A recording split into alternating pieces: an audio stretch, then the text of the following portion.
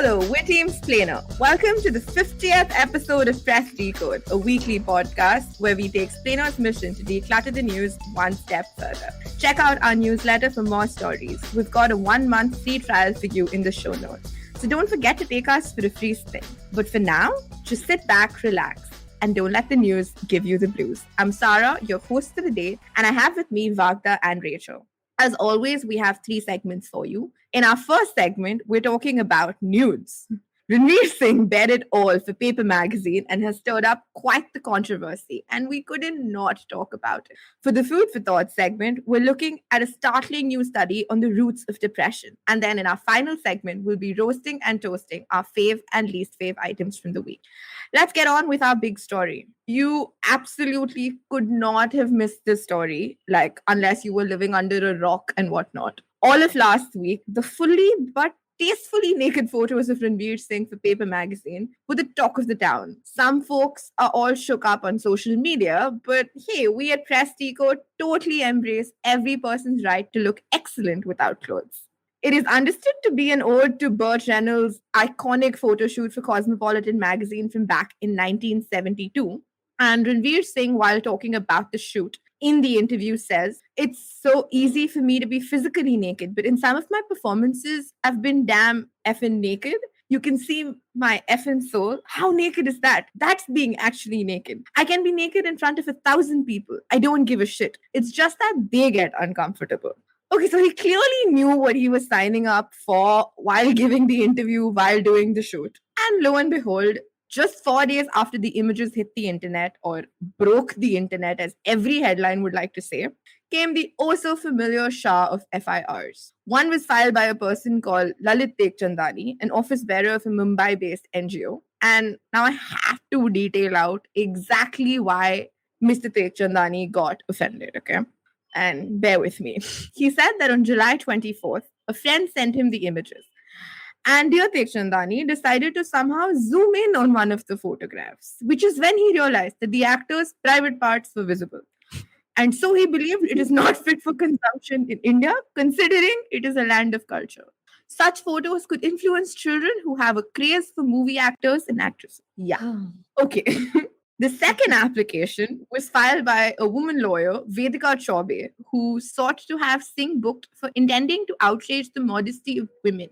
Ma'am decided to speak for all men and women by saying the photographs were clicked in such a manner that any male or female will feel ashamed about it. I hope you all felt suitably ashamed when you saw the pictures. This clearly shows, and then she adds on, this clearly shows that he has nothing to do with the Indian culture and he is least bothered about the people living in the country and abroad. But his only concerns is to earn crores of rupees by damaging the cultures and traditions of India. Okay.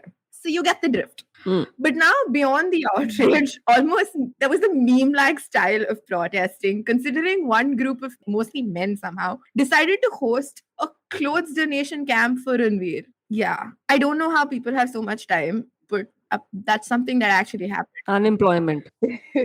That's true. Not nice, I'm sorry. But getting back, here's the thing, okay? Nudity is not entirely new to India. I mean, how can we ever forget the many, many headlines that Milan Soman has made? But are they actually guilty under the very many vague laws of this country? What does the law actually say? Yes, let's get into the law. So, poor Ranveer's butt has been booked under section 292, 293, 509 of the Indian Penal Code. What? Ranveer's butt, not the entirety of Ranveer Singh. Yeah. Okay, Ranveer. Just his butt. Okay. Yeah, so not just IPC. So there's 292, 293 and 509 of the IPC, and there's section 67A of the Information Technology Act. Let's start with 509 of the IPC. It punishes any word, gesture, or act intended to insult the modesty of a woman and carries a prison term of up to 3 years. All right. Except the aim of the provision is to punish eve teasing, that is, sexual harassment of women in public spaces. Also, the key to the crime is that there has to be an intention. Did Ranveer intend to insult our modesty? It seems a bit of a stretch. He didn't set out to insult the modesty of women by posing naked in a magazine. Yep, I don't think so. Let's move on to obscenity. Section 292 and 293 punish the sale, exhibition, and circulation of obscene material. Section 67 of the IT Act does the same thing for obscene material circulated online. Section 67A does the same for sexually explicit material, which is mainly put in place to punish pornography. Now, most of these have exceptions in favor of the material if it promotes public good in the interest of science, literature, art, learning, religion, or heritage. So let's get on what make something is said to be obscene if it is lascivious or appeals to the prurient interest, or if its effect is to deprave and corrupt persons. So obviously the definition is super vague and subjective, because what's prurient interest and what's lascivious and what is depraving, corrupting people? So the courts have over time laid down a standard, and that standard for judging obscenity is to see if, to an average person applying contemporary community standards, the dominant theme of the material taken as a whole appeals to prurient interest. So is it obscene? The courts have weighed mostly on the side of the arts and freedom of expression. In the past, they've struck down obscenity charges against M.F. Hussein's paintings and Perumal Murugan's novel Matro Bagan, where the Madras High Court notably said, if you don't like a book, simply close it. Now, obviously, the court said much else also, but it's a lot of legalese. So the main point is, if you don't like a book, close it, man. If you don't like a picture, don't zoom into it, man. Very important notes. And yes, the most notable example, which is similar to this, is that 1995 case involving an ad for Tough Shoes, which did not involve art or culture, that featured Milan Soman and his girlfriend Madhu Sapre posing naked, covered only by a python. I'm sure you've seen the picture. If you've not, we'll put it in the description.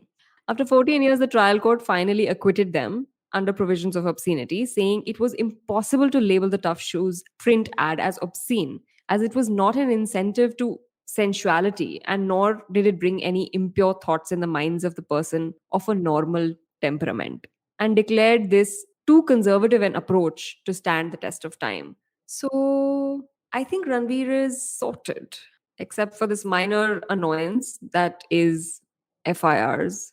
I don't think there's going to be much else to it. It's just nuisance. True.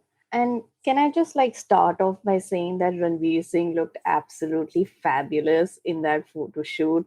And Yes. the most women I know are Yes. not complaining, okay? No. But of course, since outrage happens to be India's middle name now, we are here discussing it.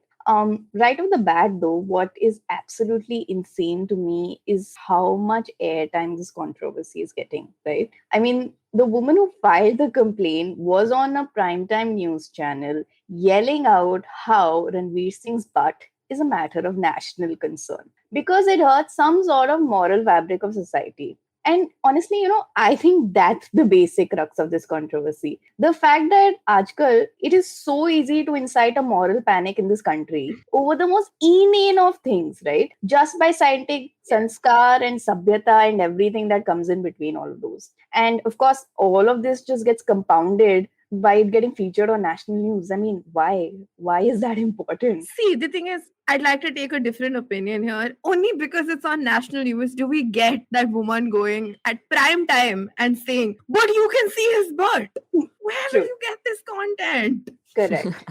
Content wise, great, 100%. But what's funny is that Ranveer Singh comes from a long line of actors who have posed in the nude and have also been rapped about it. Like, of course, Vagda talked about the infamous Milan Soman ad in 1995, which created a lot of ripples. And he, of course, didn't stop there. In 2020, he ran butt naked across a beach to celebrate his 50th birthday. But he did look awesome, guys, doing that. did. So Proof of that as Celebrate well. his 55th birthday. Oh, okay. And then there were more, right? So there was Amir Khan, who's poster of the film PK in 2014 with that strategically placed radio, also invited complaints. And more recently, Poonam Pandey and her husband were actually arrested in Goa for this shoot that they were doing. So clearly, there's a pattern here. But there are also people who have done these nude photo shoots and have actually gotten away with them, right? Like, off the top of my head, there was, if you haven't seen them, Vijay Deverakonda, upcoming film Liger. The poster of it is very PK-esque, like, like something is placed hiding the bits and everything. But no complaints so far against him. And of course, the infamous Anil Kapoor photo, which everyone has seen and is easily accessible on social media, has clearly not been outraging any modesty in all these years. Also, like, side note, if anyone would like to see these photos in all their glory, please do check out Splainer's recent big story. Everything's right there, and you can find the link in the description. And it is definitely worth a view, trust me. But in all of this, what stands out for me is the double standard for sure. And it gets worse when we talk about that double standard. I remember sometime back, I think in about 2018, a Malayalam magazine called Grihalakshmi had a model on its cover who was breastfeeding a baby, and a portion of her breast was visible. And what followed, the backlash that followed, was insane, and there were people again citing society, morality, and all that, yada yada.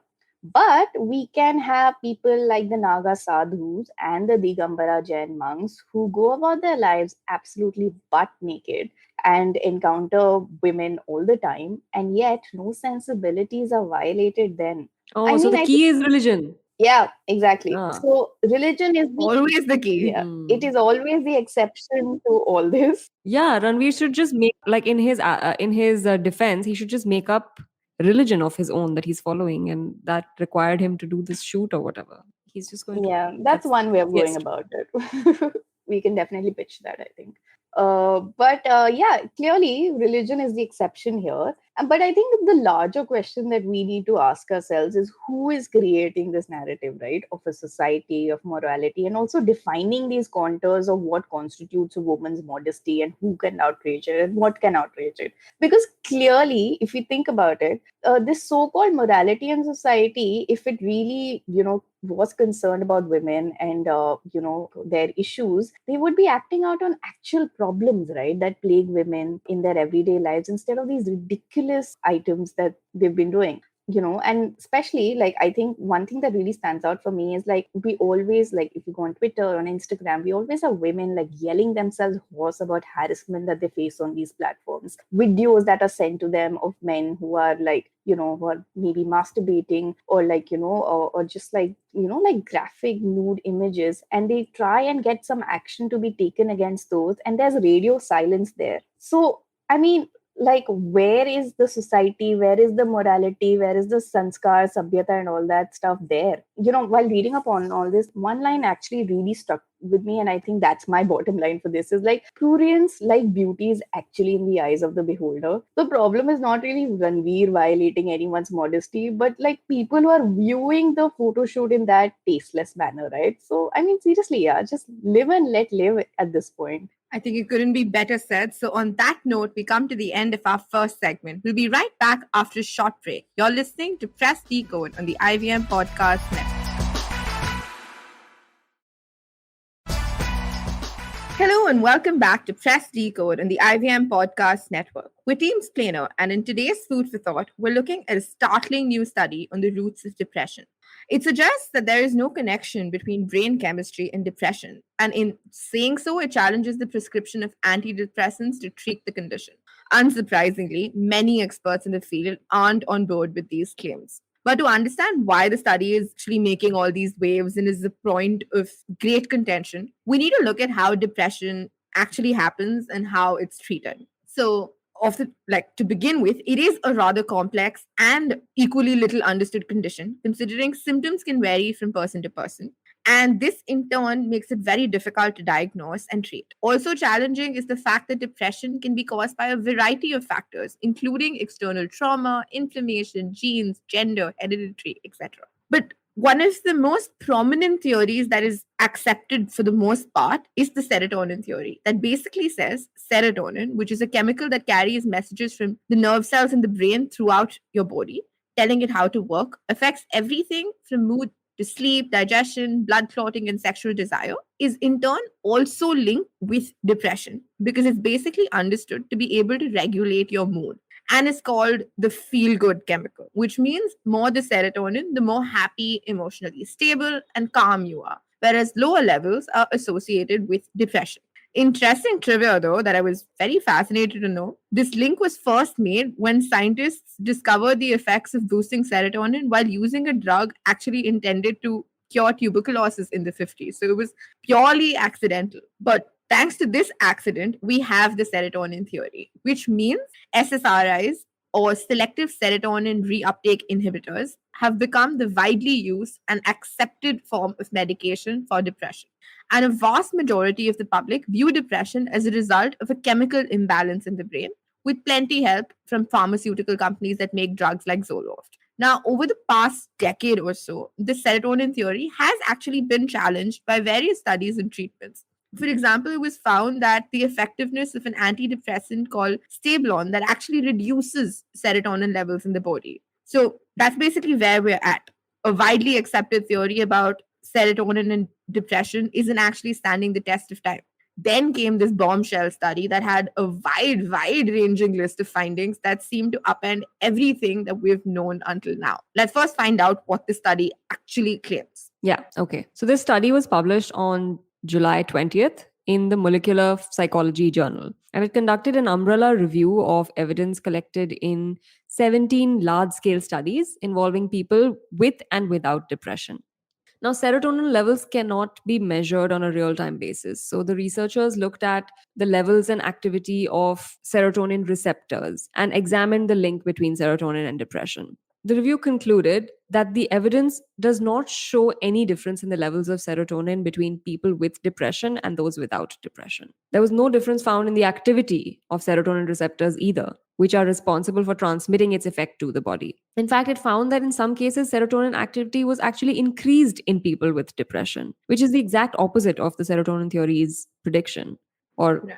understanding all of this while. In two reviews from 2006 and 2007, it was found that lowering serotonin did not produce depression in hundreds of healthy volunteers. Actually, some evidence found serotonin levels and activities are lower in people who are taking or have taken antidepressants. So, what? Researchers also compared the genes that produce serotonin transporters and found no difference in healthy people and those who suffered from depression. So, genes are also not making a difference. So the study basically argues in the end that telling patients that depression is caused by low serotonin or a chemical imbalance or that antidepressants work is wrong. You shouldn't. That it's actually misinformation because they're literally saying that we don't know what antidepressant medication are doing to the brain or if they're even safe. And that is extremely controversial. We've all been functioning on these medications and now we're being told that they don't work. But it's not really as simple as that, Vagda. Antidepressants do work. In fact, a major international study published in The Lancet, which is a prominent medical journal, they looked at 21 commonly used antidepressants and they concluded that these meds are actually more effective than placebo for the short term treatment of acute depression. I think the best way to look at this review is that while it does say that there may not be a connection between depression and serotonin levels, but at the same time, the question that everyone seems to be asking of whether antidepressants work or not is something that the review did not study at all. So, in fact, if you actually look at psychiatrists talking about it, it doesn't really change their medical outlook on the disease because none of the experts actually believe that serotonin levels were the sole primary cause of depression, right? And I think here a massive proportion of the blame needs to be accorded to the reportage on this review. There have been big, bold headlines questioning the efficacy of these drugs. But honestly, I want to put on record and say that even the authors of the study wrote that no one should stop their medications without consulting their doctors. So, and honestly, I feel like it's also very unfortunate that this is happening because antidepressants in generally has so much of stigma attached to them, right? Even going to a pharmacy and buying an antidepressant pill can be a task for a lot of people. And, irresponsibly reporting on this review is now basically contributing to that narrative. Perhaps there's something wrong with the person and not, and it's not actually a disease. And it's obviously not helpful for someone who's already suffering from depression, right? But like coming back to the study, there was this quote that I read by this UK-based psychiatrist named Michael Bloomfield, and I think it really puts things into perspective, right? He said that many of us know that taking a paracetamol helps for headache, but we don't believe that there's a lack of paracetamol, which is why we're getting the headache, right? So the same sort of logic really applies to depression and its meds. Basically, he says that there is like actual consistent evidence that antidepressants work and they can be helpful in the treatment of depression, and they have actually improved life for a lot of people. And even besides these trials that these medicines have gone through before coming to a pharmacy, we cannot ignore the many, many testimonials of people who credit antidepressants for improving their quality of life, right? And like in some cases, even some of them even credit these medicines for saving them. In fact, when we published a big story on this planner, on this exact review, we had people writing to us and telling us that they were, because of this study and because of the reportage around it, they were gaslit into believing that their medicines don't work when they know for a fact that these medicines did improve their lives. So I think, honestly, this is not the end, right? This is just one study, one of many which will come and make us understand depression more. And depression, from what we know, is not a single disease, and it won't have a single treatment, right? So I don't see what this brouhaha is all about, because it's it's not the end word on it. This is not the last word on it. There's more to come, and there's more research to be done for sure.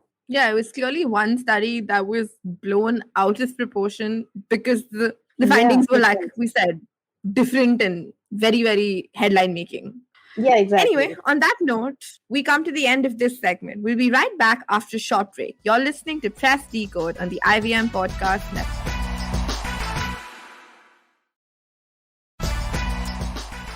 Welcome back to Press Decode on the IVM Podcast Network. It's time for our final segment this week, Roast or Toast. Who wants to go first? Who has the least fave? Okay, I can go first. So, my least fave is this recent news that Meta and the other big tech companies like Google, Microsoft, and the like actually want to change time for their convenience, if you can believe it. Yeah, really. What do you mean change time? Yeah, so now before I'm sure a lot of tech bros come after me, let me clarify and give some context, right? So the Earth, apparently, like news to me too, does not rotate in a uniform manner. So, I mean, it has one job to do, but it doesn't do that well. And because of this, there can be a lag in experts call solar time based on this Earth's movement and universal time, which we follow. And to make up for it, to make up for the lag, they've come up with this concept called leap seconds, and they're added to this universal time. Now, since 1972, there have been 27 leap seconds added. But these leap seconds majorly confuse computers, which can also crash because of that. Because, guys, this is 2022, and computers are still not repositories of AI, as everyone would like us to believe. They still get confused. So, to avoid this confusion, these biggies basically want to do away with leap seconds altogether. They're like, "Hey, we don't want these extra time, hata do se." And that's so weird to me, right? I mean, I'm sure I'm not the only one who's uncomfortable with the idea that the big tech can basically dictate how time should be run. I mean, it's not like they haven't invaded our lives already, but now they will like figure out how time should be run as well. So yeah, I mean, what the hell? Just not vibing with leap seconds. Sorry, no, not about this life. Yeah. Okay, Let's just change the concept of time. why not? Okay, I come bearing a strange story from West Bengal. That's my disclaimer. So the sale of flavored condoms in Durgapur have been shooting through the roof. And yay, you think everyone's having safe sex. Great. But no, that's not the case. The infamous youths are actually using these condoms to get high.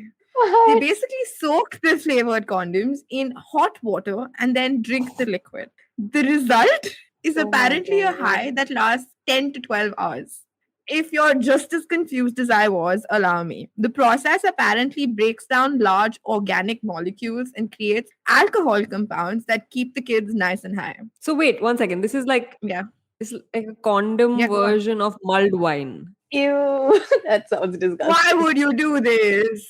Why would you do Ew. this? Oh my god. Vagda's cancelled. We're not letting her talk again. Oh my god. Why would you ruin mulled wine? That's too Vagda. That should be a crime. Personal actually. offense. Sure. Anyway, I was giving a disclaimer. Don't quote me on the science because this is basically what a Durgapur-based chemistry teacher told Money Control, and I'm taking his word for it. I have so many questions and concerns. Okay, number one, which one of these youths decided to do this for the first I time? know, right? I want to know who Who came up with it. decided? How? What was the thought process behind? Come, let's boil some condoms. But obviously now the infamous list of whiteners, cough syrups, glue, nail polish removers, and Iodex apparently has got a new friend in flavored condoms who's going to win this race now. Let's find out. But also, last thing to the youth, instead of putting in so much effort, why not just get the alcohol? Why make all these alcohol compounds by boiling and whatnot? I don't understand. Wait, but like, guys, like, who's getting high on Iodex? I have heard of this. What? Sarah. Anecdotal.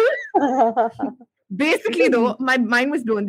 A teacher told me this, weirdly enough. But you can basically, you put butter, you put Iodex on bread and apparently eat it and it gives you a high. Oh my god. Please don't try this, guys. I swear to God. How much of a teacher's pet were you that teacher came and told you this?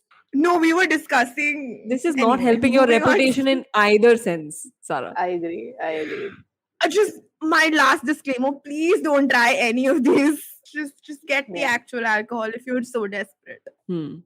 Fave items, please. Yes, fave item. Okay, so I'm sure by now you know that if there is a crazy art story, it will be my most fave item of the week. So here I am with an artwork that is a single slice of pickle from a McDonald's cheeseburger that is flung onto the ceiling of an Auckland art gallery. And that is the exhibit. That's an artwork. A single slice of pickle that's stuck to the ceiling.